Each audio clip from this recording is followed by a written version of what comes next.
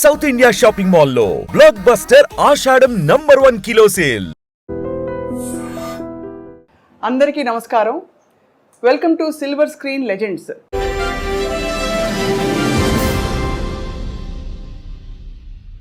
ఇవాళ మాట్లాడబోయే లెజెండ్ ప్రతి భాషలో దాదాపు చాలా రకాల పాత్రల్లో విలన్గా, క్యారెక్టర్ ఆర్టిస్ట్గా, ఇంకా హాస్య నటుడిగా అందరినీ అలరించిన మహానుభావులు. దాదాపు 4.5 దశాబ్దాల నటనా ప్రయాణంతో పాటు జీవితంలోని ఎన్నో అనుభవాల్ని నేరుగా చవిచూసిన దిగ్గజం. అండ్ వారు పద్మశ్రీ పురస్కార గ్రహీతగా కూడా అందరికీ సుపరిచితులు. బుల్లితెరపై, అలాగే వెండితెరపై హిందీ, తెలుగు, కన్నడ, తమిళ ఇత్యాది భాషలన్నింటిలో కూడా అలరించి ఇప్పుడు 81 వసంతాలు పూర్తి చేసుకుంటున్న ఈ సమయంలో వారిని పలకరించడం మనందరికీ అదృష్టం. శ్రీ కోటా శ్రీనివాసరావు గారిని పరిచయం చేసుకున్నాం. నమస్కారం సార్. నమస్కారం అమ్మా. మీకు పుట్టినరోజు శుభాకాంక్షలు సార్. ధన్యవాదాలు. ఎలా ఉన్నారు సార్? నడుస్తుంది బండి. వృద్ధాప్యం అంటారు కదా, 80 దాడుతున్నాయి, 81 ఇప్పుడు. మరి ఏదో కాళ్ళు నొప్పులు, కళ్ళు నొప్పులు ఏదో అంటుండేవారు కదా, అంటాయి కదా, అది తప్పవు. మా నాన్నగారు డాక్టర్ గారు, ఆయన అదే కంకిపాడు. అయితే మా నాన్నగారి దగ్గరికి ఎవరన్నా వస్తే నీకు ఎన్నేళ్ళు రానేవాడు. 50, 60 వస్తుందండి అని ఆయన చెప్పారనుకో, నీకు వైద్యం ఏ వైద్యం ఏ వ్యాధికైనా చేయొచ్చు, కానీ నువ్వు 2తో జాగ్రత్తగా ఉండరా అనేవాడు. ఏమిటారా అంటే, ఒకటి కళ్ళు, 2 కాళ్ళు. ఆ 2 జాగ్రత్తగా ఉంటే నీ పని నువ్వు చేసుకోవచ్చు అని, ఎవరి మీద ఆధారపడకుండా. అవును, అది అలాగా. మీ డైలాగ్ ఒకటి ఎప్పుడు వెంటాడుతుంటుంది సార్, జిస్కే పాస్ పవర్ హోతే హై ఉస్కా రైట్ బి రాంగ్ బి రైట్ హోతా హై. గుర్తుందా సార్ ఈ డైలాగ్? ఏ సినిమాలో? సర్కార్. అది అమితాబ్ బచ్చన్ గారు ఎలాంటి ఆర్టిస్టు, ఎంత గొప్పవాడో మీ అందరికీ తెలిసిన విషయం.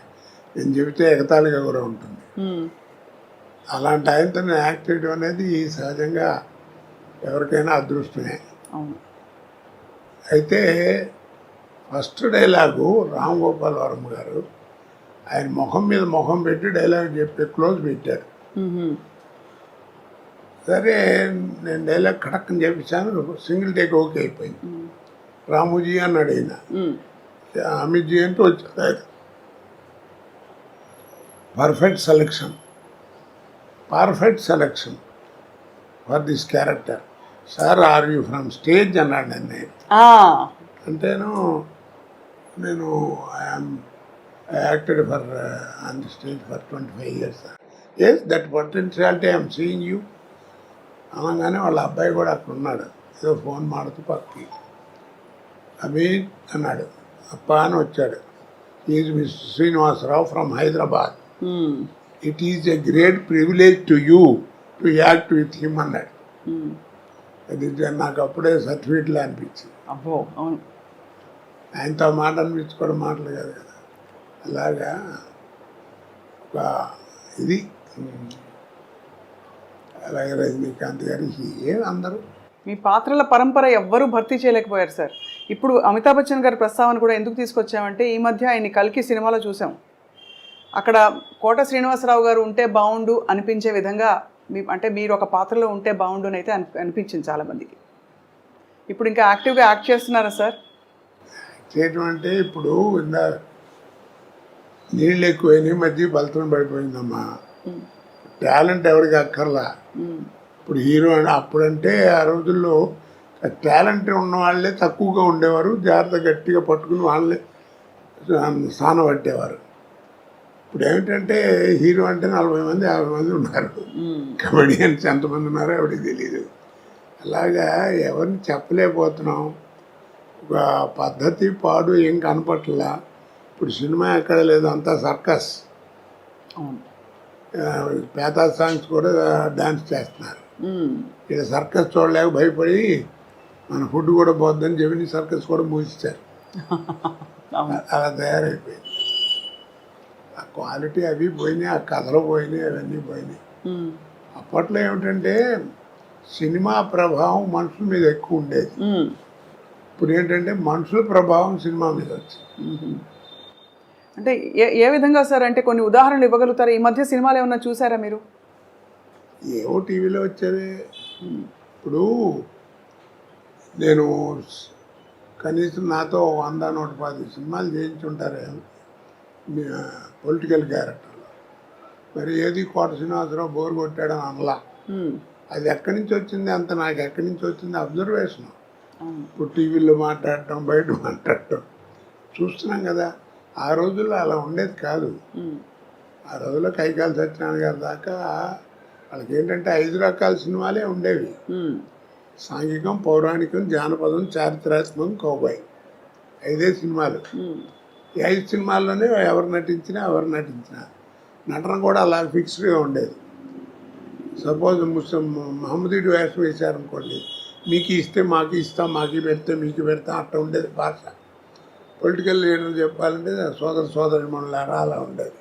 పౌరాణిక అలాగా. ఇప్పుడు అలా కాదు కదా. అందుకని అప్పుడు యాక్టింగ్ కానీ ఇవి కానీ రిస్ట్రిక్టెడ్గా ఉండేవి. ఇప్పుడు ఆ రూల్స్ రెగ్యులేషన్స్ ఏం లేవు. ఇప్పుడు అన్నీ అందుకని అబ్జర్వేషన్. ఇప్పుడు బయట ఏ క్యారెక్టర్లు ఎక్కడ దొరుకుతాయని చూస్తుంటాం. మేనరిజమ్స్ అవును అలాగే ఆ తేడా బాగా వచ్చేసింది. తర్వాత ఇప్పుడు ఏంటంటే సినిమా తీసేవాడికే క్వాలిఫికేషన్ లేదు, డబ్బు ప్రాధాన్యం. కానీ చాలా భారీ భారీ సినిమాలు వస్తున్నాయి కదా సార్. సినిమా ఇప్పుడు నువ్వు సినిమా చూడటానికి వెళ్ళావు, 50 రూపాయలు టికెట్ 200 పెట్టుకుని, నీకు కావాల్సింది ఏంటి? ఎంతలో సినిమా తీశారన్నా సినిమా ఎలా ఉందని ఆలోచిస్తావు. అంతే కదా. అంతే. చూసిన తర్వాత బాగుంటే అరే బాగా ఖర్చు కూడా పెట్టారా, మంచి మంచి సీన్స్ ఉన్నాయి అని అప్పుడు చెప్పుకుంటావు. అంతేగాని సినిమా బాగాలేదనుకో నెగిటివ్గా చెబుతారు. ఎందుకు బోళ్ళు ఖర్చు పెట్టారు, నువ్వు అడ్వర్టైజ్మెంట్ చేస్తే వచ్చాం, ఖర్చు ఏం కనపడుతుంది తప్ప ఏం కనపడతలేదు సినిమాలో అంటారు. అలా ఉంటుంది. మరి మొత్తం మీద సార్ అంత బిజీ నటనా జీవితం నుంచి మీరు రంగస్థలంతో పాటు మీకు రేడియో అనుభవం ఉంది, అన్ని పాత్రలు వేసిన తర్వాత ఇప్పుడు మీకు నటనకి దూరంగా ఉండడం అన్నది కొంత బాధ కలిగిస్తుందా, లేక హాయిగా జీవితం ఇలా బాగుందనిపిస్తుందా? ఇప్పుడు బాధ కదండి. అంటే తోచదు. ఫస్ట్ పాయింట్, రోజు 100-150 మంది మధ్యలో యాక్ట్ చేయడం కదా. ఇప్పుడు ఏంటంటే ఒంటరిగా ఇంటి దగ్గర కూర్చోవడం, నేను మా ఆవిడే లేకపోతే మా కోడలు మా మనవాళ్ళు ఏదైనా కాలేజీ నుంచి వస్తే వాళ్ళతో ఒక 5 నిమిషాలు మాట్లాడటం. పుట్టేప్పుడు అంతా ఇట్లా కూర్చోవడమే కదా. ఇక్కడో ఇంట్లోనో లేకపోతే ఎక్కడో అక్కడ ఫోటోలు చూసుకుంటే అవి చూసుకుంటే అంతే. ఇక బోర్ కాదు, పిచ్చెక్కిపోతుంది. అంటే నాకు అప్పుడప్పుడు అనిపిస్తుంది, నేను జీవితంలో 2 బాగా కోల్పోయాను. నాకు మళ్ళీ బిజీ అయిన వాడు ఎవరైనా అంతే.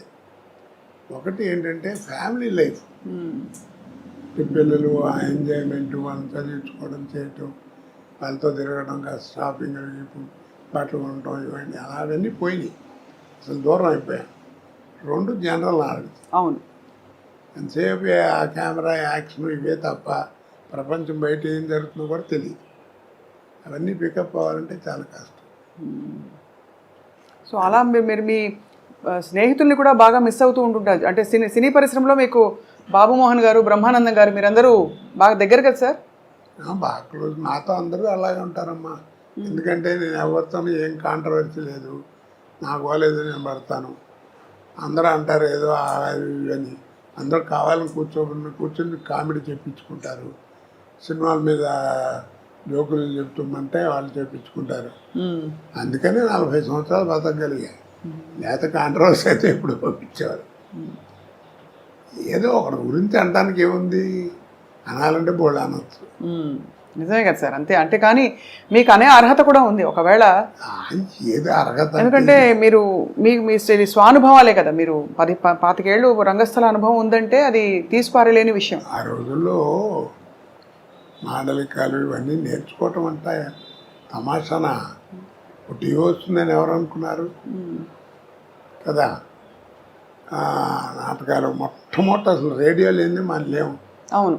అసలు రేడియో దగ్గర ఏంటంటే వాయిస్ని ఎలా ఉపయోగించుకోవాలి, మైక్ని ఎలా వాడుకోవాలి, ఎక్కడ ఒత్తు, ఎక్కడ కామా, ఎక్కడ ఫుల్ స్టాప్, ఇవన్నీ నేర్చుకుంది రేడియో దగ్గరే కదా. అవును. భాష. కాబట్టి అక్కడ అది పునాది రాయి.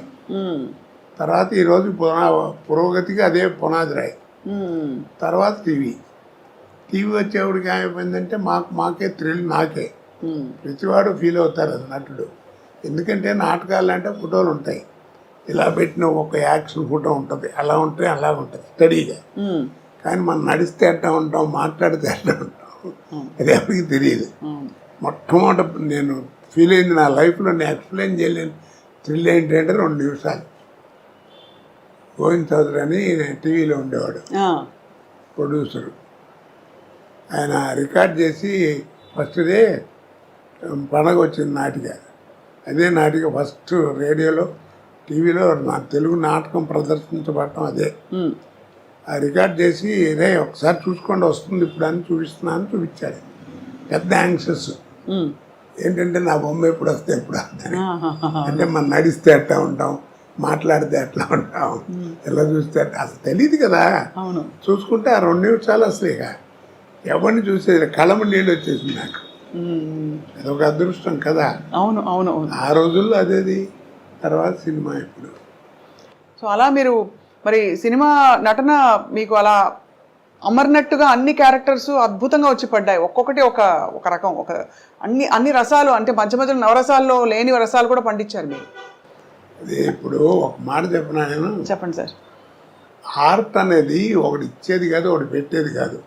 వస్తుందా కొంత అబ్బాయిలు నీకు శరీరంలో శారీరకంగా అంటారే, నీకు ఒరిజినల్గా వస్తూ ఉండాలి. కోట శ్రీనివాసరావు ఇప్పుడు ఇవన్నీ చూశారు, ఒకసారి దివాయి అన్ని ఫోటోలు. ఇప్పుడు ఇవన్నీ చూస్తే ఏమవుతుంది, మీకు ఆశ్చర్యం వేస్తుంది ఎలా చేశాడు ఏంటి. అవును చాలా సార్. ఇన్ని పాత్రలు, పద్మశ్రీ దాకా ఇవన్నీ. ఇది దీనికి ఒకటి చక్కగా చెప్తాను. నీకు పెద్ద గుమ్మడికాయ అంత టాలెంట్ ఉంటే కుదరదు, అర్థమైందా? పెద్ద గుమ్మడికాయ అంత టాలెంట్ నా దగ్గర ఉంటే కుదరదు. ఆవగిందంత అదృష్టం కూడా ఉంది. అది అవునవును. ఆ 2 కలిసి వచ్చిన వాడే కోట శ్రీనివాసరావు అంటే అద్భుతం. మరి ఆవగింజంత అదృష్టం ఇప్పుడు ఎందుకు వెంటాడలేదంటారు? ఎందుకు మీరు ఇంకా పాత్రలు వేయట్లేదు? పద్ధతి మారిపోయిందమ్మా. ఇప్పుడు ఏదో మారింది, కాలం మారింది, జనరేషన్ మారింది అంటారు. జనరేషన్ ఏం మారలా. సూర్యుడు తూర్పునే ఉదయిస్తున్నాడు, పడవనే ఉత్తరిస్తున్నాడు. పాఠ్యం ఇదియా తదియా వాడుతున్నాం, చేస్తాం, వైశాఖం చేస్తాం, ఆ సడవని వాడుతున్నారు. అమావాస్య కూడా క్యాలెండర్ చూస్తే 2 నిమిషాలు అటు ఇటు వస్తుంది. అన్ని మతాల్లోనూ ఒకటే భావం ఉంటుంది. అవును, అన్నీ ఉన్నాయి, అవేం మారలా. మరి ఇంకా కాలం మారిందంటారు ఏంటి? మనం మారాం. ఎన్టీ రామారావు మొట్టమొదటి 50 ఏళ్ళప్పుడు 60 ఏళ్ళప్పుడు శ్రీదేవితో డ్యాన్స్ చేసే రోజున ఎలిఫెంట్ బాటంలోని ఇంత లూజ్ ఉండేది ప్యాంటు. అది వేసుకుని రోడ్డు మీద నడుస్తుంది, దుమ్ము నడిచేది. అదే డ్యాన్స్ చేస్తుంటే అబ్బా రామారావు ఏం చేశాడో, దుమ్ము లేకొట్టాడు డ్యాన్స్ అని. పిచ్చిదనం మన చిన్నతనం కదా. అవును. ఆ తర్వాత ఏమైంది, టైట్ ప్యాంట్ వచ్చింది. ఇప్పుడు ఎంత వచ్చింది, చించుకోవడం వచ్చింది. చక్కటి వాడు 1000 రూపాయలు పెట్టి ప్యాంటు కొనుక్కోవడం, ఇక్కడ అక్కడ మోకాళ్ళ మీద అక్కడ వాళ్ళే చింపుకుంటున్నారు. అవును, చింపుకుంటున్నారు. కాబట్టి మనం మారాం, కాలం ఎక్కడ మారింది. అది జనరేషన్ మార్పు అంటారు, అన్నీ ఒకటిదే. ఈ మధ్య వచ్చిన సార్ సినిమాలు ఏమన్నా మీరు థియేటర్లో చూడడం వీలైందా, మీకు వీలు పడిందా? ఏది ఈ మధ్య వస్తున్న సినిమాలని థియేటర్లో చూడడం వీలు పడిందా? సలార్ వచ్చింది, అంతకుముందు పుష్ప, ఏమి అసలు. ఎందుకంటే వెళ్ళినా మనకు సుఖం ఉండదు. ఏం కొట్టగారు ఈ మధ్యన రావట్లేదు, ఏంటి మీరు లేరు సినిమాల్లో, అది ఇదని ఈ ప్రశ్నలు ఎక్కువ అవుతాయి. మన చూడని ఎవరో వాళ్ళు సరిగ్గా చూడరు, అందుకని దూరంగా ఉంటాం. అందుకని దేవుడి దగ్గరికి వెళ్తానికి కూడా నాకు భయం. ఎందుకంటే వాళ్ళ కాన్సన్ట్రేషన్ పాడవుతుంది. అది అవును అవును. కానీ సార్ మీకు నచ్చుతున్నాయా ఈ మధ్య వస్తున్న సినిమాలు? మీరు ఏం వింటున్నారంటే అప్పటికి ఇప్పటికి ధోరణి మారింది, అంటే టెక్నికల్ ఆస్పెక్ట్స్ బాగా ముందుకు వెళ్ళిపోయాయి, దూసుకెళ్ళిపోయాయి అంటున్నారు కదా సార్. అంటే నేను వేరే ఉద్దేశంతో అంటాం కాదు, ఉన్న విషయం చెప్తున్నా. బాహుబలి అన్నారు. అది రిలీజ్ ముందు పార్ట్ 1 పార్ట్ 2 రిలీజ్ ముందు 6 నెలల ముందు నుంచి మనకి బాహుబలి అని ఉంచారు. దానికి తగ్గట్టుగా విజయం పొందింది, ప్రపంచ ఖ్యాతి పొందింది, దర్శకులకి అందరికీ పేరు వచ్చింది, అందరికి బాగుంది. కాదండి అంటలా. ఇప్పుడు ఎవరైనా చెప్పుకుంటున్నారా కదా? మరి అంత గొప్ప సినిమా కదా, మరి ఎవరు చెప్పుకోరే? మరి అదే ఓల్డ్ మాయాబజార్ తీసుకొచ్చామనుకోండి, ఇవాళ 6 ఏళ్ళ కుర్రాడి దగ్గర నుంచి 60 ఏళ్ళ ముసలాడి దాకా అందరూ వెళ్ళి కూర్చుంటారు. ఇప్పుడు దాంట్లో ఆ తివా సీట్ వెళ్ళటం, రామలింగయ్య గారు, వంగర సుబ్బయ్య గారు ఆ తాంబూలం వేసుకోవడానికి పట్టం మీద కూర్చోవడం, అది లేవటం, నెమ్మదిగా వెనక్కి జరగకుండా మళ్ళీ ఇటు రావడం, కర్రలు వాటంతా నడిచి వెళ్తాం, చెప్పులు నడిచి వెళ్తాం. ఆ షాట్ తీయమనండి ఇప్పుడు తినరా? తీస్తారు, కానీ కోట్లు ఖర్చు పెడతారు. అప్పుడు ఇంతే ఉండే టెక్నిక్, కానీ చూపించారు. అవును కదా. అవును సార్. కాబట్టి నేను అందరికీ అదే చెబుతున్నాను, ఆ సినిమాలు చూస్తామంటే ఓల్డ్ ఈజ్ గోల్డ్ అంటారు. మీకు ఓల్డ్ ఈజ్ గోల్డ్ అనే తెలుసురా, మీరు తెలుసుకుని గుర్తుపెట్టుకోవాల్సింది ఒకటి ఉందన్న. ఏమిటన్నాడు? Gold never become old. అద్భుతం. అవును, గోల్డ్ నెవర్ బికమ్ ఓల్డ్. ఇదిగే పాత బంగారం అంటారు. అది ఆ తేడాలు కనిపెట్టాలి, అవి తెలుసుకునేటువంటి జ్ఞానం ఉండాలి, చెప్పేవాడు వీడి జ్ఞానం ఉండాలి. లేవు కదా అది. అవును. అప్పుడు డైరెక్టర్ చెప్పినట్టు చేసేవాళ్ళం. ఇప్పుడు డైరెక్టర్ ఏముంది, డ్యాన్సులు గిన్సులు అన్నీ హీరోనే డామినేషన్. మరి క్వాలిటీ అది. తర్వాత నిర్మాతలు కూడా నా ప్రొడక్షన్ బయటికి వెళ్తుందంటే బలానా కంపెనీ నుంచి సినిమా అంటే రామానాయుడు గారు, జగపతి రాజేంద్ర ప్రసాద్ గారు, వీళ్ళందరూ పెద్ద పిఎపి సుబ్బారావు గారు, కేవీ రెడ్డి గారు, ఈ సంస్థలు ఏమిటి, ఆ సంస్థల్లో సినిమా వస్తుందంటే ఒక స్టాండర్డ్ ఉందని లెక్క, ఒక పద్ధతిగా. నువ్వు కనిపెట్టారు లేదు, ఎవరు చెప్పరు ఈ విషయం. ఎవరు ఇప్పుడు నువ్వు విజయ సంస్థ సినిమాలన్నీ చూసావు కదా, ఏ సినిమాల్లో ఉన్న మనిషి చచ్చిపోవడం కానీ తగలేయడం కానీ చూపించారు నీకు? ఏంటి చెప్పు. మీరు చెప్తుంటే మరింత స్ఫురిస్తోంది. అదే మీరు చెప్తుంటే గుర్తొస్తోంది, అది చేయలేదని.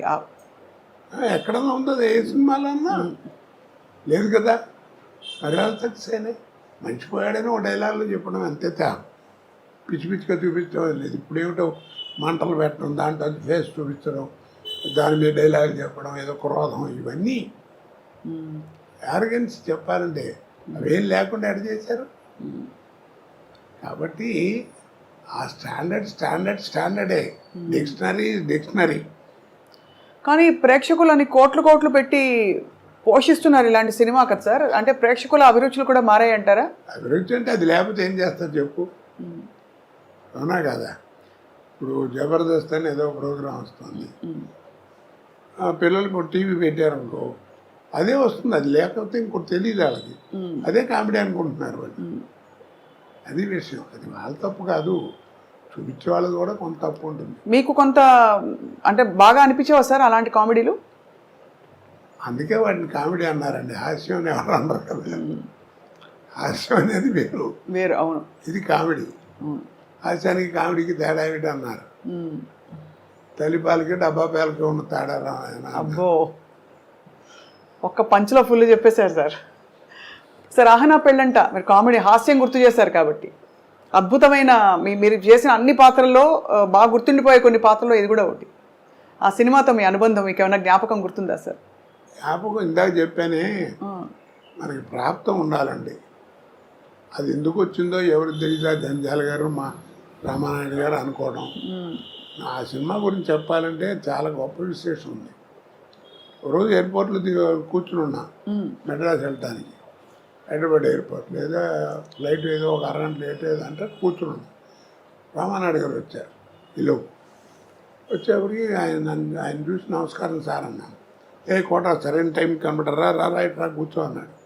ఏంటి సార్ అన్నా, నేను ఏదైనా సినిమా గురించి వేసలేదా అనుకుంటూనే ఉన్నా. కోట ఏం లేదు, జంజాల నేను 20 రోజుల నుంచి మదన పడుతున్నాం, పోటాడుకుంటున్నాం. ఓ సినిమా ఇప్పుడే ఫైనలైజ్ అయింది. ఆ వేషం బాగుంటే సినిమా బాగుంటుంది, లేదా సినిమా అట్టలేకపోతుంది. అంత గొప్ప వేషం అది. నేను రావు గోపాలరావుతో వేయించాలని అనుకున్నాను. జంజాల గారు వద్దన్నాడు. ఏమిటనంటే చివరికి నేను కన్విన్స్ అయ్యాను. ఎందుకు వద్దన్నావు, కరెక్ట్గా చెప్పని చెప్పాను, ఇందాక మధ్యాహ్నం చెప్పాడు అన్నాడు. ఏంటన్నాడు, గోపాలరావు నువ్వు ఎంత అగ్లీగా తయారు చేసినా ఆయన మొహం రిచ్గానే కనపడుతుందండి. ఆ కలరు, అది ఆ వ్యవహారం, అది చూడంగానే నికృష్లా కనపడే ఫేస్ కావాలి. అది ఆయనతో కాదు, నా మాట వినండి, నేను కోటతో ఇస్తాను అన్నాడు. అయ్యో, ఆ ఫేస్లో ఆ వాల్యూ ఉండాలి, అది నటుడి యొక్క లక్షణం, అది కనపడాలి అని అన్నాడు. కన్విన్స్ అయ్యాను. ఆ వేషం నువ్వు చేయాల్సి వస్తుంది, ఒక 20 రోజుల దాకా కావాల్సి వస్తుంది, డేట్లు జాగ్రత్త ఇవ్వు, చాలా మంచి వేషం అన్నాడు. అలాగే అన్నాను, వేషం చేశాను, అయిపోయింది. మీకు తెలిసేంత అఖండమైన విజయం. ఓపెనింగ్ ఫ్లోర్ ఇక్కడ రామానాయుడు గారు స్టూడియోలో ఫ్లోర్ ఓపెనింగ్. ఆ ఫ్లోర్ ఓపెనింగ్కి నేదురుమిల్లి జనార్దన్ రెడ్డి గారు అప్పుడు చీఫ్ మినిస్టర్ ఓపెనింగ్ వచ్చాడు. రిబ్బన్ కత్తిరించబోతుంటే నాయుడు గారు ఒక్క నిమిషం ఆగించారని కోటాకు ఉన్నాడు పిలవండి అన్నాడు. ఏంటి నన్ను పిలుస్తున్నాడు, నేను వెళ్ళి ఉంచున్నాను. వీడి సినిమాలు చూస్తుంటాను, వీడి తంతు ఉంటాడు, ఇంకోటి ఉన్నాడే వాడు, వీళ్ళిద్దరు కామెడీ భలే ఉంటుందని సరదాగా మాట్లాడాడు. సరే ఈ లోపల టైం మొత్తం పోతుంది, ముహూర్తం కట్ చేశారు, అయిపోయింది. నేను అన్నాను, ఏంటి సార్ అక్కడే ఉన్నారు మినిస్టర్ గారు వచ్చి, ఏంటి సార్ నన్ను పిలిచారు అన్నాడు. మర్చిపోయానని చెప్పడం, ఈ ఫ్లోర్ వీడిదేనండి అన్నాడు నాయుడు గారు. అదేమిటి అన్నాడు. ఏం లేదండి 32 లక్షల్లో సినిమా తీశాను, ఈ సినిమా అహనా పెళ్ళి అంట, మీరు నమ్మరు, ఆ 32 లక్షలు కాకుండా 1,80,00,000 నాకు కలెక్ట్ చేసింది ఆ సినిమా అన్నాడు. అబ్బాబ్బాబ్బా, ఆ రోజుల్లో 1.5 crore అంటే ఇప్పుడు ఎంత ప్రాఫిట్ చూడండి. అవును, ఆడబేరండి ఈ ఫ్లోర్కి అన్నాడు. ఇప్పుడు సార్ 1.5 crore అంటే ఆ రోజుల్లో అంత ఎక్కువ. ఇప్పుడు అసలు ఒక రోజు సినిమా 15-20 కోట్లు అంటే కూడా కంటి కానట్లే కదా సార్. అన్ని 500-1000 కోట్లు. ఇప్పుడు రామారావు ఎంత తీసుకున్నాడు ఎవడు తెలియదు, కృష్ణగారు ఎంత తీసుకున్నాడు తెలియదు, సోమబాబు ఎంత తీసుకున్నాడు తెలియదు, ఎంత పెట్టి సినిమా తీశారో తెలియదు. నాయుడు గారు వాళ్ళందరూ కూడా ఎప్పుడైనా చెప్తే మ్యాక్సిమం ఇది భారీ వర్ణ చిత్రం అని చెప్పేవారు, అంతే. అంతేగాని ఇంత అయింది ఇది అని చెప్పేవారు కాదు. అది కాదు కదా, సినిమా ఓపెనింగే మైక్ పట్టుకుని ప్రొడ్యూసర్గా చెప్తుండే, ఇది 400 కోట్లు అవుతుందండి, ఒక 5-6 కోట్లు ఎక్కువైనా నేను భరిస్తాను, చాలా మంచి సబ్జెక్ట్ అది ఇది. ఆ లెక్కలు ఎవడికి చెప్పుకోవాలి, ఇన్కమ్ ట్యాక్స్ కూడా చెప్పుకోవాలి, మనకెందుకు. ఇందాక చెప్పానే, సినిమా చూసేవాడికి నువ్వు ఎంతలో తీసేవాడు ఎవడికి కావాలి, సినిమా బాగుందా లేదా. ఇప్పుడు చిన్న సినిమా 4 కోట్ల తీసిన సినిమా 40 కోట్లు వసూలు చేస్తుంది, దానికి ఏమంటా నువ్వు ఏమండి. కరెక్టే సార్. కాబట్టి అలా చేయకూడదు, నువ్వు చెప్పుకోవడం సినిమా అవసరం అయిందండి, సబ్జెక్ట్ కావాలి అందుకని రిచ్గా తీశాను, అది వేరు. భారీ వర్ణ చిత్రం అని చెప్పడం వేరు, ఇలా చెప్పడం వేరు కదా. అవునవును, అది ఆ లెక్కలతోటే ఆ సినిమా సత్తా ఏమిటో చెప్పే ప్రయత్నాలు జరుగుతున్నాయి, వాస్తవం సార్. సార్ మీరు ప్రాణం ఖరీదు నుంచి మొదలుపెట్టిన తర్వాత మీకు వచ్చే ఒక్కొక్క పాత్ర వాటంతట అవే వచ్చిన పాత్రలా, అంటే ఎందుకంటే రకరకాల పాత్రలు వేశారు కాబట్టి ఈ పాత్రకి మీరు బాగుంటారు అని మీరు మళ్ళీ అక్కడి నుంచి క్యారెక్టర్ రోల్స్లోకి వెళ్ళడం, మధ్యలో తర్వాత హాస్య నటుడుగా, విలన్గా అన్నీ పండించారు కదా సార్. ఇప్పుడు ఫోటోలు కనబడుతున్నాయి కదా. అవును సార్. వీటిలో ఏ క్యారెక్టర్ మీరు నమ్మరండి, నాకు ఓ రోజు ముందు పిలిచి చెప్పింది లేదు. ఆ రోజు వెళ్ళటం, ఒక అరగంట కూర్చోబెట్టి ఆయన క్యారెక్టర్ చెప్పడం, కోటగారు మీరు అనుకుంటాం, మీరు కూడా ఏమన్నా ఆలోచన ఉంటే చూపెట్టండి, బాగుంటే పెట్టేద్దాం ఉంటుంది, పెట్టడం చేయడం అంతే. మీరు నమ్మరు ఆ మాట. ఆ టైం కూడా లేదండి. కాకపోతే నన్ను కన్సల్ట్ చేసిన 4-5 వేషాలు ఉన్నాయి. అవేంటంటే ఆ బట్టలా చేయటం న్యాచురల్గా ఉండాలి. గంజాల గారి సినిమాలో వాటిలో విగ్గులు యాక్సెప్ట్ చేసేవారు కదా, వాళ్ళు 4 సినిమాలు చేస్తున్నాం, నీకు విజ్ఞానం అనేది ఎక్కడుంది ఏంటి చూసుకుని ఆ టైం చూసుకుని సేవ్ చేసి కరెక్ట్గా పెట్టేవారు, అంతే తప్ప నాకు మిగిలింది ఏమన్నా అన్నీ అక్కడికక్కడ ఆన్ ద స్పాట్. అంటే ఒక రోజులో సార్ మీరు బిజియెస్ట్ టైంలో ఎన్ని గంటల ఎన్ని కాల్ షీట్స్ ఉండేవి? నేను మ్యాక్సిమం 4 చేశానమ్మా. 4 సినిమాలు 3 స్టేట్లో పనిచేశాను ఒక్క రోజులో. కన్నడ పొద్దున హైదరాబాదు, మధ్యాహ్నం తమిళ, ఈవినింగ్ బెంగళూరు.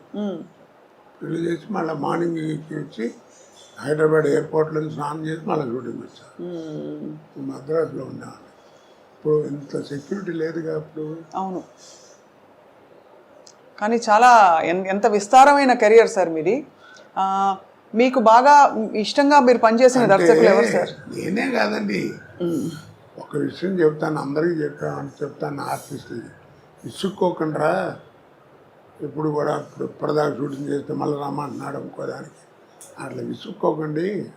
ఏ అంటారు ఏం లేదు, ఆర్టిస్ట్కి ఒక టైం అంటూ వస్తుంది, ఇక ఆ టైం వచ్చిందంటే నీకు టైం ఉండదు, అంతే. గొప్ప మాట సార్ అది. ఆ టైం వచ్చిందంటే టైం ఉండదని. టైం ఉండదు నీకు, అంతే. అంటే బాగా వెలుగుతున్నట్టు. ఇక అదంతే, ఇక నీకు టైం ఉండదు, నీకు భోజనానికి కూడా టైం ఉండదు. కానీ తర్వాత వెనక్కి కాబట్టి ఆ టైంలో జాగ్రత్తగా ఉండాలి మనం. అది ఆరోగ్యం అన్ని రకాలుగా. ముందు ఫస్ట్ బిహేవియర్, ఆహార వ్యవహారాల్లో, మాట భాషలో, అవతల వాళ్ళతో మాట్లాడటం, ఇవన్నీ జాగ్రత్తగా ఉండాలి. ఉంటే లాంగ్ లివిటీ ఉంటుంది. లేకపోతే ఎట్ట అవుతుంది అట్ట అయిపోతుంది. ఎంతమంది చూసాం మన మహానుభావులు, సీనియర్స్ కదా. అవును సార్. ఆస్తులు పోగొట్టుండి చివరికి అడుక్కునే పరిస్థితికి వచ్చారు. వాళ్ళకి ఏం కర్మ చెప్పండి. అదే బిహేవియర్. మనం ఆ కాస్త మనకి మంచి టైం వస్తుంది. టైం వచ్చినప్పుడు టైం ఉండదు. ఆ టైంలోనే మనం జాగ్రత్తగా ఉండాలి. ఏ రకంగానో ఏదో భగవంతుడు నాకు నా పెళ్ళాం పెళ్ళి వాళ్ళ అదృష్టం బాగుండి అలాంటివి ఏం జరగలేదు, ఏదో వెళ్ళిపోతాను అంతే. ఆ మధ్య చాలా బాధేసింది సార్. మీరు ఒక వీడియో పెట్టవలసిన పరిస్థితి వచ్చింది. మీడియాలో మీకు ఏదో అయిందనే వచ్చే వార్త రావడం. ఇప్పుడు నేనేం సిగ్గుపడినావు. ఇప్పుడు నువ్వు వచ్చావు, ఏం చెప్పాను?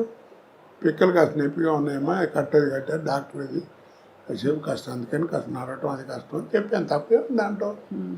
వాడెవడో కొరసినాథలో చచ్చిపోయాడని పెట్టాడు ఒకసారి. నేను పిలిచి కేకలేసాను, తప్పయ్య అది.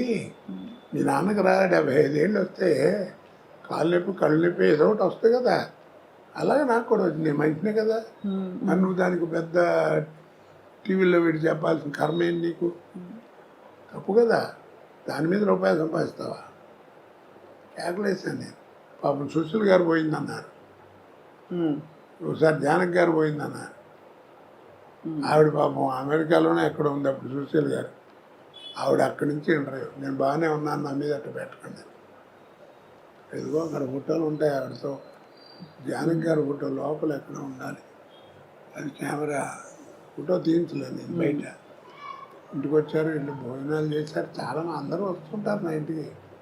ఇప్పుడు వస్తారా సార్ బాబుమోహన్ గారు, బ్రహ్మానందం గారు? ఎందుకంటే బాబుమోహన్ గారు మీరు కాంబినేషన్ అదిరిపోయింది అందరికీ. అదొక కాంబినేషన్ అండి. అది ఇండస్ట్రీలో ఎవరికి పెద్దగా రాదు. అది ఎలా రావు గోపాలరావు, రామలింగయ్య గారు అంటే వాళ్ళ వేషాలు పెక్యులర్గా ఉండేవి. అవును. మా ఇదేంటంటే ఒక స్టాండర్డ్ కామెడీ, స్టాండర్డ్ ఇక అంతే. ఇక ఆడిదంతా వీడు పడతాడు, ఆడిదంతా ఇస్తున్నాడు. ప్రతి సినిమాలు తెలిసి కూడా నవ్వేవారు. తర్వాత బాబుమోహన్ మంచి టైమింగ్ ఉన్న ఆర్టిస్ట్ అండి. సినిమాలు చూస్తే వాడి తన్నులు చూస్తే అసలు అట్ట కాలు తగిలే అవ్వదు, అట్ట టచ్ అవడం అంటే పడిపోయాడు. మంచి టైమింగ్ ఉన్నాడు. ఎందుకంటే డాన్స్ అది వచ్చు అతనికి. అది ప్రాప్తం అది. సార్ మీరు అన్నట్టు రంగస్థల అనుభవం, రేడియో అనుభవం, అది వాయిస్ మాడ్యులేషన్, హావభావాలు, బాడీ లాంగ్వేజ్ కొంతవరకు. కానీ డాన్స్, పౌరాణిక పద్యాలు ఇవన్నీ కూడా నేర్చుకున్నారా సార్ మీరు? నేను పౌరాణిక పద్యాలు నేర్చుకోలేదమ్మా. పౌరాణిక చిన్న నాటకాలు పెద్దగా వేయలేను. వేసాను. అప్పుడు పద్యాలు ఎలా మీకు? దాంట్లో పద్యాలు పెట్టలేదు, పెద్దగా పెట్టలేదు. ఓకే, అలా అలా పెద్దగా కాదు, పద్యం పెట్టుకున్నాను ఎంతసేపు ఇలాగే. దులిపాల్ గారు దుర్యోధనుడు అద్భుతంగా ఉంటుంది. అమ్మాయి సభ చేస్తుంది. ఆయన పాఠం పద్యం ఉండదు దాంట్లో. ఒక పద్యం చదివేవాడు, కౌరవ పాండవులు వీళ్ళు పెను కాలం చేరువయ్యి అని కృష్ణుడు దగ్గర. అది కూడా మామూలుగా చదివేవాడు. మీరు శాసనసభ్యులుగా ఒక టర్మ్ చేశారు. రాజకీయాల నుంచి అప్పుడు తర్వాత మీరు దూరం అయ్యారా, లేక అవసరం లేదు ఇంకా చాలించుకున్నారు? నేనే చాలు అనవసరం ఇట్టాను దాంట్లో. నచ్చలేదా సార్ రాజకీయ జీవితం? బాగాలేదనిపించిందా? నచ్చలేదమ్మా, నాకు సూట్ కాలేదనిపించింది. ఎందుకంటే మీరు రాజకీయపరమైన వేషాలు చాలా వేశారు. ఒక టైంలో మీకు కొంచెం గొడవలు కూడా అయ్యాయి ఆ మండలాధీశుడు సినిమా తర్వాత. సో మరి రాజకీయాలు మీకు అసలు ఆ వాతావరణం నచ్చలేదంటారు. అయితే ఎందుకు నచ్చలేదు సార్? అంటే చాలామంది అదొక అవకాశంగా, అదృష్టంగా కూడా భావిస్తారు కదా. అంటే నేను పనిచేసినప్పుడు పాలిటిక్స్ అండి. ఇప్పుడు పాలిట్రిక్స్, ఆ ట్రిక్కులు నాకు రావు. మరి ఎందుకని దూరంగా ఉన్నా. అవును.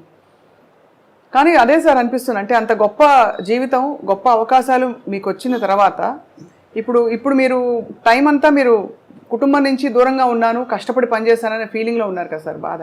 సో ఇప్పుడు మీకు మీ దేవుడు ప్రత్యక్షం మీకు ఏం కావాలని అడిగితే ఏం కోరుకుంటారు సార్? మీ ఇంకేమైనా?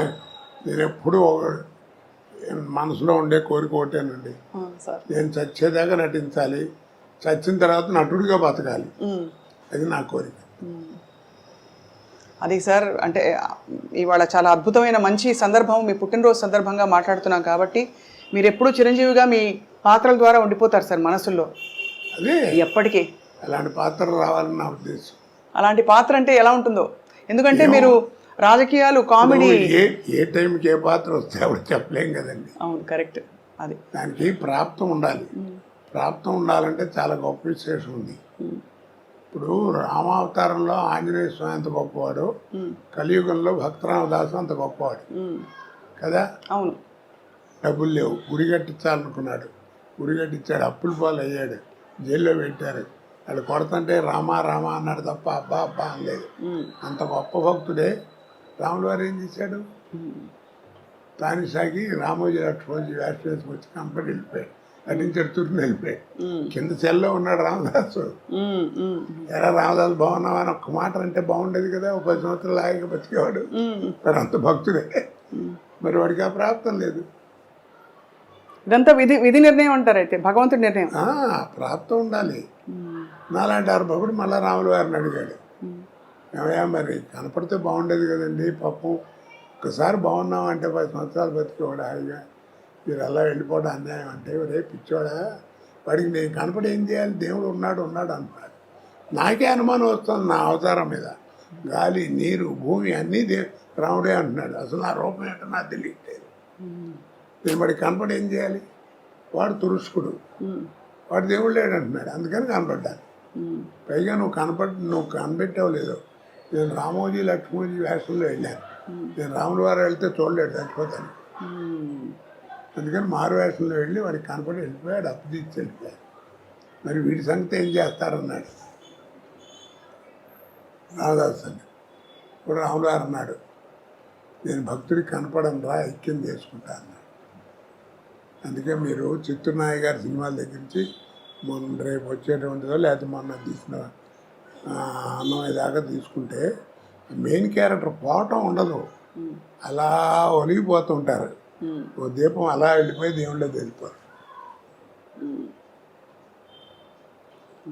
హిందూ భావాలు చాలా ఉన్నాయి, అది అన్ని మతాల్లోనూ ఉంటుంది ఆ భావం, ఎందుకు ఉండదు?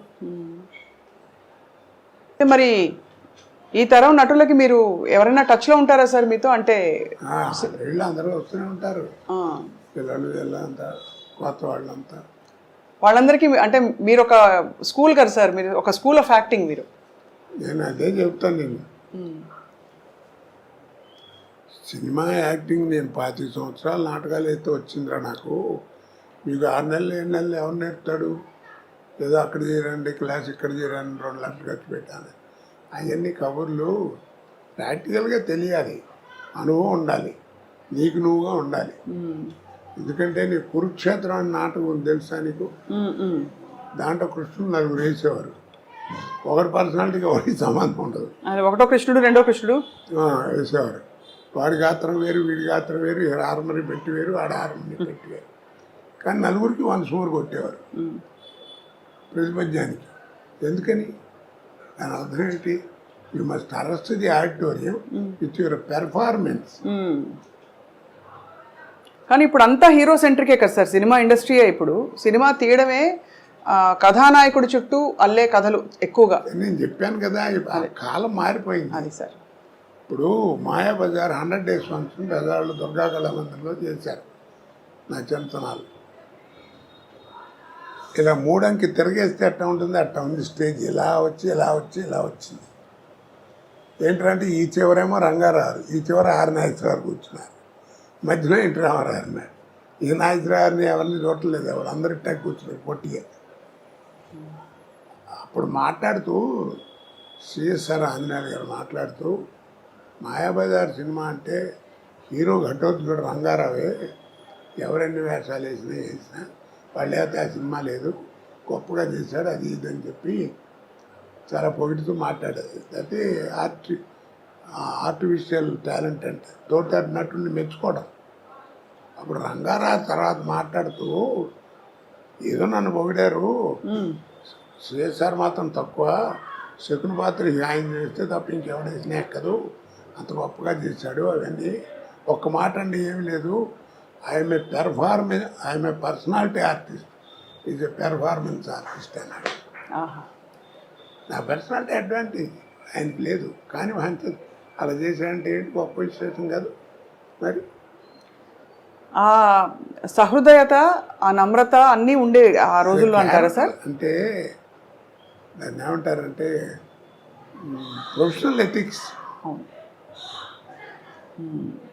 మనం కూడా చేయాలి, అలాంటి వేషం చేసి డబ్బులు సంపాదించాలనుకునేవారు, కానీ ఆడికి రాకూడదు, నాకు రావాలి అనుకునేవారు కాదు. అలా గర్వపడి పాడు చేసుకునే వాళ్ళే అందరూ, పోయిన వాళ్ళందరూ. రాజనాథ్ గారు, కాంతారావు గారు, పద్మనాభం గారు, వీళ్ళంతా ఏమిటి క్యారెక్టర్స్ ఫెలోస్. ఏదో కొద్దిగా గొప్ప మనం కూడా కాస్త మంచిగా ఉన్నాం కాబట్టి భగవంతుడు ఈ పొజిషన్లో ఉంచాడు. వాళ్ళు దారి తప్పారా సార్? అంటే వాళ్ళు డబ్బులు చాలా పోగొట్టుకున్నారని విన్నాం సార్. దారి తప్పడం అంటే అదే, డబ్బులు ఉన్నాయంటే ఆ నటుడిగా పేరులో ఉన్నట్టే కదా, ఆ పేరు తప్పారు, ఆ రూట్ తప్పారు. అని అందుకే దిక్కుమాలిన అంటాం. దిక్కుమాలిన అనే పదం ఎక్కడ లేదు. దిక్కుమారిన నువ్వు వాళ్ళందరూ నడిచే దిక్కు కాకుండా వేరే దిక్కులో నడుస్తున్నాడు, అందుకని వాడు బతికట్టా ఉన్నాడు. అలాగే ఊరేగింపు అంట, ఊరేగింపు ఎక్కడ లేదు. ఆ రోజుల్లో ఏంటంటే నాకు 58 ఏళ్ళు లేదు పెళ్ళి. ఆ రోజుల్లో ఏంటంటే పల్లకిలో కూర్చోరు, ఊరంతా తిప్పేవారు, అంతే. సాక్ష్యం ఏముంది, అగ్ని. పాత సినిమాలు చూస్తే అగ్ని సాక్షిగా కట్టిన ఈ తాళ్ళు అని చూపిస్తాం, అందుకని సాక్ష్యం లేదు. పెళ్ళైన 2 నెలలు అయిన తర్వాత నా వెళ్ళం కాదంటే సాక్ష్యం. అందుకని ఆ పల్లకిలో కూర్చోటి ఊరంతా తిప్పేవారు. ఇది నా వెళ్ళం కాదు, లేదని మేము చూసాము, వీళ్ళు పెళ్ళైన తర్వాత ఊరేమి మా ఇంటి ముందు నుంచి వెళ్ళారని చెప్పడానికి ఒక సాక్ష్యం. ఊరికి ఎరిగింపు, ఊరేగింపు. ఓహో, ఎంత అద్భుతం సార్. ఊరికి ఎరిగింపు, ఊరేగింపు కాదు. ఇప్పుడు అది ఊరేగింపు అయి ట్యాక్సుల కోసం డబ్బులు ఖర్చు. అదే ఊరేగింపు, దాన్ని ఒక తిట్టుగా కూడా అనుకుంటారు. ఇప్పుడు దిక్కుమాలని కూడా అలాగే తిట్టు అనుకుంటారు. దిక్కు అలాగే ప్రతిదానికి భగవంతుడు ఇచ్చిన దాంట్లో ప్రతి వస్తువుకి, ప్రతి మాటకి అర్థం ఉంది. ఇప్పుడు పొద్దున్నే లేచి నువ్వు, నేను, ఇంక్లూడింగ్ మీ, మనం అందరం చేసే తప్పేమిటి చెప్పు? అద్దం ముందు నుంచి అందంగా ఉన్నాం అనుకోరు, బడతలోడు వరెట్టి అనుకుంటుంటాడు. ఆడవాళ్ళు ఏదో కట్టని, సాధన కట్టని, ఇలా దూకుని, అలా దూకుని, చీరలు కట్టుకుని కదా. అందుకు కాదు, నా మొహాన్ని మచ్చ ఉంది, నా మచ్చ నాకు కనపడదు. ఒరే శ్రీనివాసరావు, నీ మొహాన్ని మచ్చ ఉందిరా అని నాకు అనిపించకుండా, ఆ ఛాన్స్ నీకు ఇవ్వకుండా స్వాతికి, నా మచ్చని నేను చూసుకుని సర్దుకుని తుడుచుకుని బతకడం కోసం భగవంతుడు ఇచ్చిన గ్రేట్ ఇన్స్ట్రుమెంట్ మిర్రర్ అనే దృక్పథంతో అర్థం ముందు నుంచో నీ మనసు ఎలా ఉంటుంది, అది నేర్చుకోవాలి. మీరు చాలా నిర్దిష్టమైన అభిప్రాయాలు కలిగి ఉండి సార్, ఎక్కడ అంటే కేవలం లౌక్యంతో మాత్రం కాకుండా మీరు నమ్మినది ఇదే కరెక్ట్ అని అంటూ కూడా ఇన్ని సంవత్సరాలు సినిమా ఇండస్ట్రీలో, ఒక పరిశ్రమలో, అంటే అక్కడ మానవ సంబంధాలే ప్రధానమైన పరిశ్రమలో. ఇప్పుడు నమ్మకం ఉందండి, మన జీవితం మన ఎదురుకుండా కనపడుతుంది. అది నేనేం బయటి విషయాలు చెప్పట్లేదే, నేను రామాయణం భారతం గురించి చెప్పట్లే. ఒక రోజున ఒక అతను మామూలుగా మాట్లాడుతూ, నాతో కొలీగ్ లేవు, పనిచేసిన వాడు, ఒక రోజు ఏదో మాట్లాడుతూ జీవితం అంటే టెన్షన్గా ఉందన్నాడు. జీవితం అంటూ టెన్షన్ ఎందుకురా, ఫైనాన్స్ ఏమన్నా తెచ్చి అదేం లేదు, టెన్షన్ వస్తాను తక్క, పిల్లలందరూ ఉద్యోగాలు చేసుకున్నారు, నాకేం లేదు, ఏమిటో నాకు తెలియదురా, జీవితం అంటే టెన్షన్గా ఉంటుంది అన్నాడు. జీవితం అంటే ఇంకా టెన్షన్ ఎందుకురా, ఆ పదంలోనే అర్థం ఉంది కదా అన్నాను. అదేమిటి అన్నాడు, రాయి తెలుస్తుంది అన్న. రాశాడు జీవితం అని, చివరికి ఏముందన్న, 0 ఉందన్నాడు. అదేరా జీవితం, పిచ్చి ఉంటాను. ప్రతి పదంలోనే అర్థం దాంట్లోనే ఉంటుంది కదా. 0 ఉంటుంది చివరికి, అంతే. పెద్దలు పోతే, పుణ్యాత్తులు పోతే పూర్ణం అంటారు, 4 అర్భవుడు పోతే శూన్యం అంటారు, అంతే తేడా. కాబట్టి దేవుడు ఉన్నాడు లేడు అంటారు. నారా తాతారావు గారిని పేరు విన్నావా ఎప్పుడన్నా? నారా తాతారావు విన్నాను సార్. పద్మభూషణ్ ఇచ్చారు ఆయన, పెద్ద గ్రేట్ ఇంజనీర్. అవును అవును. ఆయన పేరుతో ఇప్పుడు మనకి బెజవాడ వెళ్తుంటే ఇబ్రహీంపట్నం దగ్గర, రింగ్ రోడ్ దగ్గర నారా తాతారావు థర్మల్ స్టేషన్ అని ఉంటుంది. అంత పెద్ద గౌరవం ఉన్నవాడు, విద్వత్ ఉన్నాడు. రామారావు టైంలో ఎలక్ట్రిసిటీ బోర్డు చైర్మన్ కూడా చేశాడు. ఆయన ఎందుకు ఇచ్చారు మరి నీకు ఇంత బిరుదు అని అడిగామనుకో ఏమంటారు, నేను కరెంట్ క్రియేట్ చేశాను అంటాడు. కరెంట్ క్రియేట్ చేశాను, కరెంట్ లేకపోతే ప్రపంచం లేదు ఇవాళ, తెలుసు కదా నీకు. అవును. మరి ఆయన దగ్గరికి వెళ్ళి కరెంట్ క్రియేట్ చేశారని కదా నీకు ఇంత ఇచ్చారు, మరి నీ పిల్లలు లేరంట కదా అన్నావు అనుకో, ఎవరు చెప్పాడు రేడు మా పెద్దబాయ్ అంటాడు. మరి ఇది వాడి క్రియేషనేగా. అవును. మరి నీ కొడుకుని చూపించావు కదా, ఇది నీ క్రియేషను. మరి కరెంట్ కానీ నీ క్రియేషనే కదా, నీకు ఇంత గౌరవం అందుకే జరిగింది. ఆ కరెంట్ చూపించమని అడగని చూపిస్తాడేమో, చూపించగలడా? కాబట్టి దీంట్లో అర్థం ఏంటి, the power which is created by you, the power which is created by you, which you cannot see, which you cannot touch, that power is a god. అది నువ్వు అల్లా అనుకో, జీసస్ అనుకో, ఏమనుకుంటావు అనుకో, power is a god, G O D god. Such a beautiful revolution sir, మీరు చెప్తుంటే నిజమే అనిపిస్తుంది కదా సార్. చెప్పగలడా? చూపించలేడు. అక్కడ దాకా ఎందుకు పోయిన అంత ఎక్స్ప్లెనేషన్ అక్కడ simple. Without X there is no mathematics. అవునా? ఎక్స్ లేదే మ్యాథమెటిక్స్ లేదు. అవును. వాట్ ఈజ్ ఎక్స్ చెప్పండి, వాట్ ఈజ్ ఎక్స్? మనం ఏరిస్తే అదే. ఎక్స్ బదులు వై పెట్టు, వాట్ ఈజ్ వై? నువ్వే క్రియేట్ చేసావు దాని గురించి చెప్పలేవు. The power which is created by you, which you cannot see and touch, that power is a god. వాడే భగవంతుడు. అందుకే రూపాలను ఊహించుకు పెట్టుకోవడం తప్ప మనం ఎవరు చూడలేదు. ఈ డిస్కట్లు ఊరికాడు 8 నిమిషాలు ఉంటాయి, 7 గడ్డాలు ఉంటాయా, ఇవన్నీ పిచ్చి మాటలు.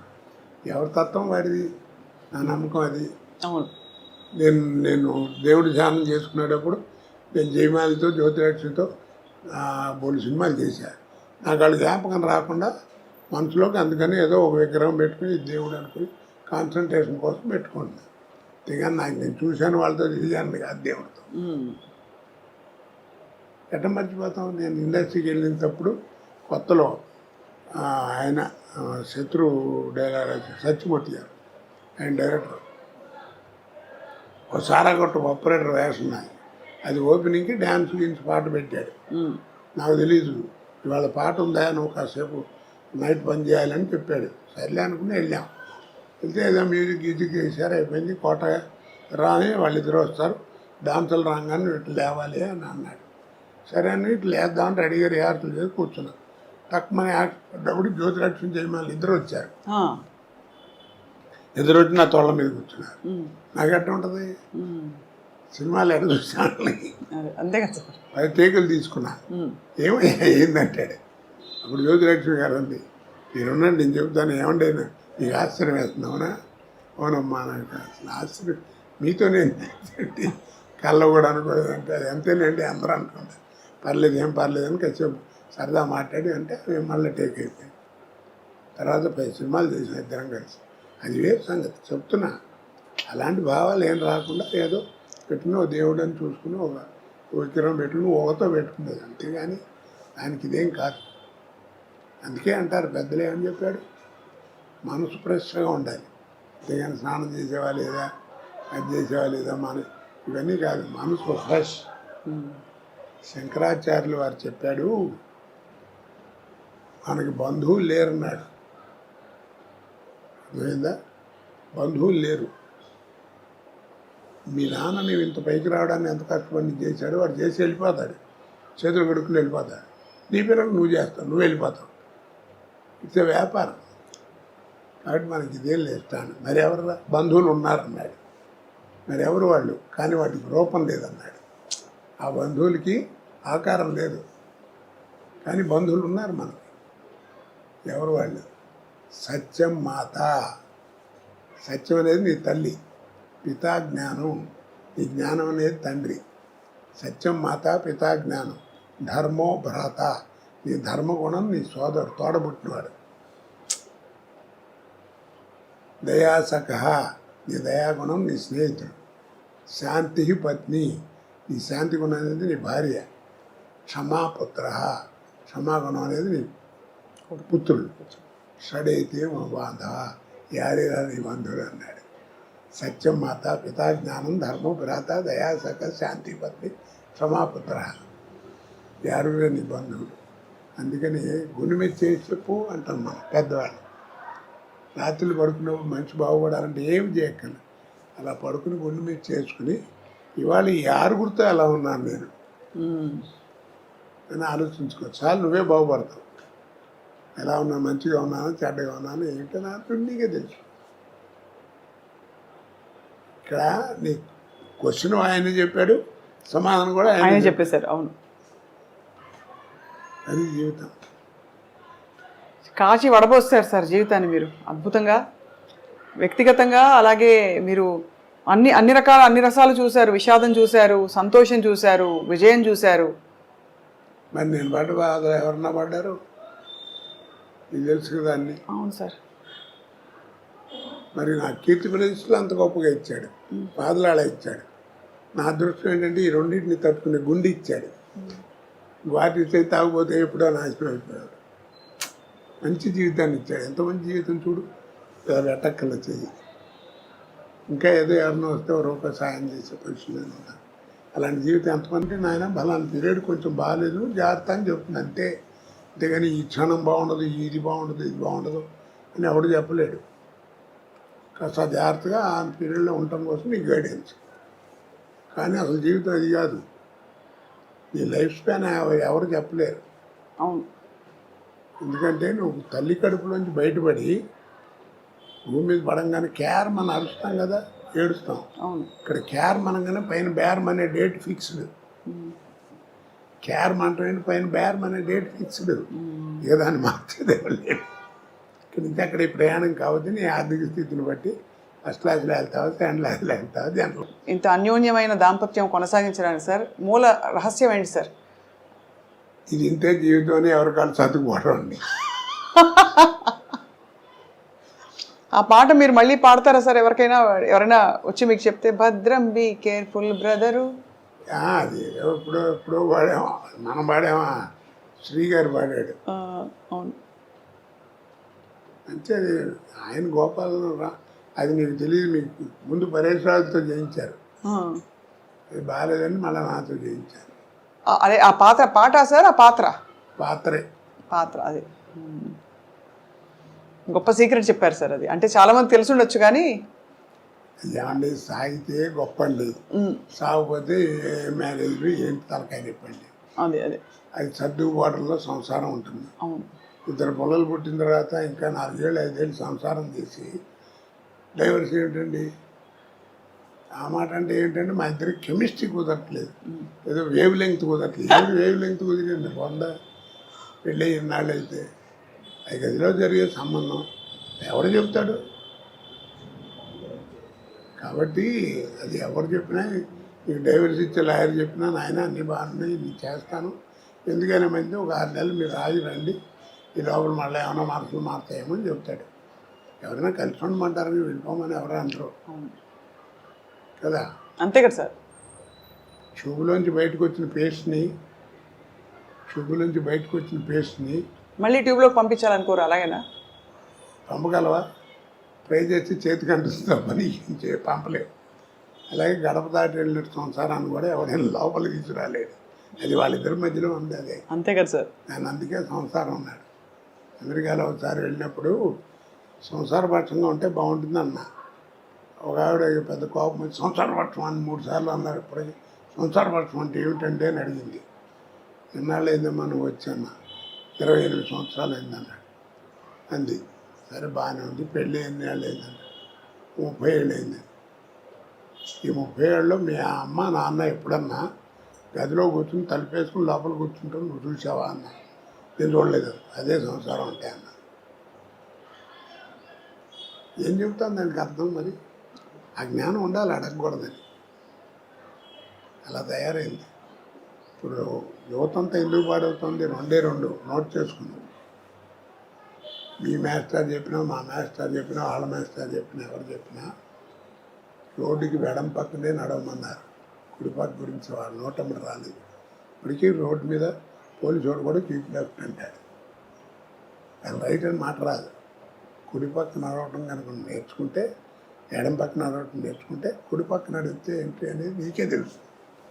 ఇది చేయడు సాధన. కీప్ లెఫ్ట్ అంటే అందరూ ఆయన మా చిన్న తండ్రి అనుకుంటే కరెక్టే అనుకోండి గురుగారు, ఇప్పుడు కుడి పక్కన ఏమవుతుంది అంటాడు, లేకపోతే ఏరే చోట మొహం బాగా పడతాడు. కాబట్టి దీన్ని బట్టి అర్థం నీకేంది, సాధన తక్కువ వాదన ఎక్కువ. సాధన తక్కువ వాదన ఎక్కువ. అర్థం రెండు మనకి విజ్ఞానం పెరగాలి, విజ్ఞానం పెరగాలి. మనకి టీవీలు వస్తున్నాయి, ఫోన్లు వస్తున్నాయి, సెల్ ఫోన్లు వస్తున్నాయి, ఇంకా రకరకాల విజ్ఞానం పెరుగుతుంది. కానీ మనకి జ్ఞానం పోగొట్టుకుంటున్నాం. అమ్మ అని పిలవాలనే జ్ఞానం పోయింది. అది తప్పు కదా.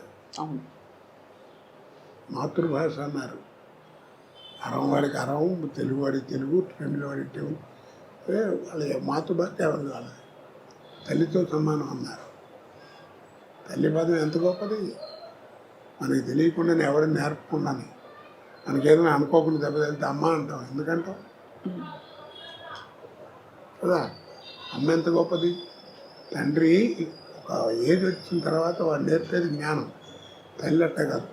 నువ్వు ఒక ఏజ్ వచ్చేంత వరకు నీకు నేర్పేది ఆల్ ఇంగ్స్ నేర్పేది mother. Talking, drinking, walking, sitting అన్నీ నేర్పేది మదరే, తల్లి. బిడ్డ ఎదుగుదలకి మాతృస్థన్యం ఎంత అవసరమో, బిడ్డ ఎదుగుదలకి మాతృస్థన్యం ఎంత అవసరమో, బిడ్డ మానసిక వికాసానికి మాతృభాష అంత అవసరం. ఇవన్నీ తెలుసుకోవాలి. ఎవరు చెప్తాడు వాళ్ళ కుర్రాడు? చెప్పేవాళ్ళు లేడు, వినేవాడు అంతకంటే లేడు. అసలు ఎన్ని విషయాలు సార్ మీరు అసలు అలవోకగా మీరు ఎన్ని సందర్భాల్లో ఇలాంటివి చెప్పారో తెలియదు, కానీ మీకు మీ భాష కానీ మీ ఆలోచన కానీ సార్ నిజంగా ధన్యులం అవుతున్నాం అందరం. అది కూడా మంచి కామెడీతో చెప్తున్నారు, అందరికీ అర్థమయ్యేలాగా. దీన్ని చదవాలంటే రామాయణ భారతాలు చదవక్కర్లా. ఈ జీవితాన్ని వాడు ఏం మారట్లేదని తప్పేస్తున్నాడు కుర్రాడంటే వదిలేవయా, వాడి జీవితమే వాడిని నేర్పుతున్నాడు అంటారు పెద్దవాడు కదా. అడే నేర్చుకుంటాడు ఏమనుకోతే. అవసరం మనిషిని అంత పని ఏం చేస్తుంది. సార్ చివరిగా ఒక మాట, మీరు బ్యాంకులో పనిచేశారు కాబట్టి ఈ తరం వాళ్ళకి డబ్బులు ఆదా చేయడం ఎలాగా? అనవసరం ఖర్చులు మానేయడం బెటర్, సింపుల్. దాచుకోవాలా డబ్బులు? అంటే చైనా వెళ్ళాను, వెళ్ళినప్పుడు అప్పుడు చైనా అంటే మనకంటే జనాభా ఎక్కువ, పూర్ కంట్రీ ఉంది కదా. అక్కడికి వెళ్తే పెద్ద స్వర్గంలో ఉంది. నాకు అనుమానం వచ్చి అక్కడ అడిగితే అక్కడ ఫైనాన్షియల్ కంట్రోల్ అంటే మన ఫైనాన్స్ మినిస్టర్ మేము విన్నది ఇలా అండి, ఇంత మార్పు వచ్చింది, స్వర్గంలా ఉంది, what is the secret behind it అని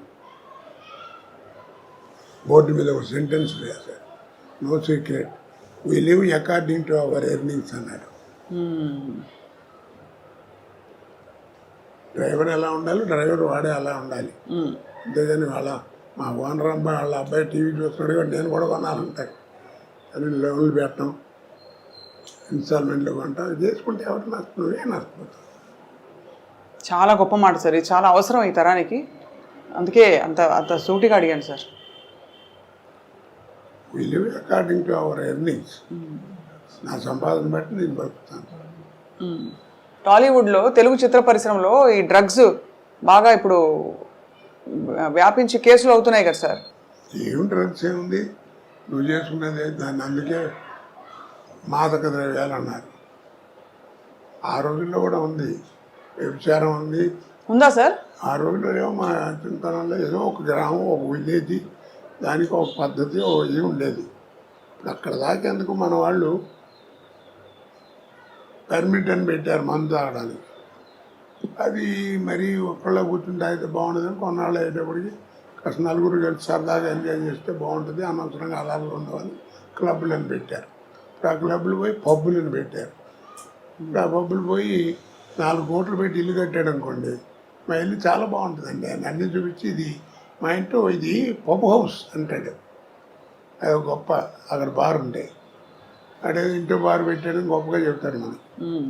మా ఆయన రోజు నన్ను కొడుతున్నాడు, తాగి వచ్చి తాగితే ఏమవుతుంది, దాని పిల్లలు అయింది అనుకోండి, ఏమవుతుంది అది బతుకు.